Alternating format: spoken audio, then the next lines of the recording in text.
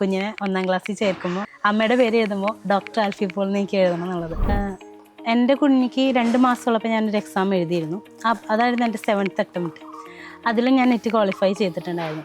എനിക്ക് തോന്നുന്നു ഇപ്പോൾ ഈ JRF കിട്ടിയതിനേക്കാളും ഞാൻ ഏറ്റവും കൂടുതൽ സ്ട്രഗിൾ ചെയ്ത് ആ ടൈമിലായിരുന്നു. കാരണം ആ ടൈമിൽ നമുക്ക് ഉറക്കം ഒട്ടും തന്നെ ശരിയാവില്ല. ഇപ്പോൾ പറഞ്ഞാൽ മദേഴ്സായിട്ടുള്ളവർക്ക് അറിയാൻ പറ്റും, നമ്മൾ ഡെയിലി കണ്ടിന്യൂസ് ആയിട്ട് ഉറങ്ങുന്നത് ഒരു അരമണിക്കൂറൊക്കെ ആയിരിക്കും. അപ്പോഴേക്കും കുഞ്ഞെണീക്കും അല്ലെങ്കിൽ എന്തെങ്കിലുമൊക്കെ ഉണ്ടാവും. നമുക്ക് രാത്രി ആയാലും ഉറക്കില്ല. അങ്ങനെ തന്നെ ഒരു അരമണിക്കൂറിൽ കൂടുതൽ നമുക്ക് ഉറങ്ങാൻ പറ്റില്ല.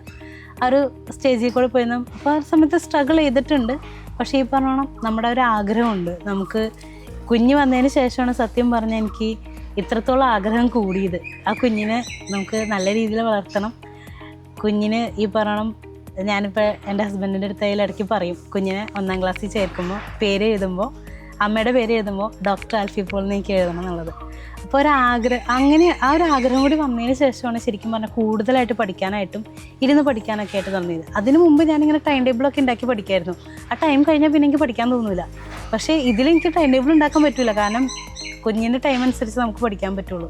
അപ്പോൾ കിട്ടുന്ന ടൈമിലൊക്കെ പഠിക്കുക, ആഗ്രഹം നേടിയെടുക്കുക, ആ ഒരു ആഗ്രഹം ഉണ്ടായിട്ടുള്ളൂ. അപ്പോൾ പിന്നെ അതിന് ഇടയിൽ വരുന്ന പ്രശ്നങ്ങളൊക്കെ നമ്മൾ മറികടന്ന് പോകും.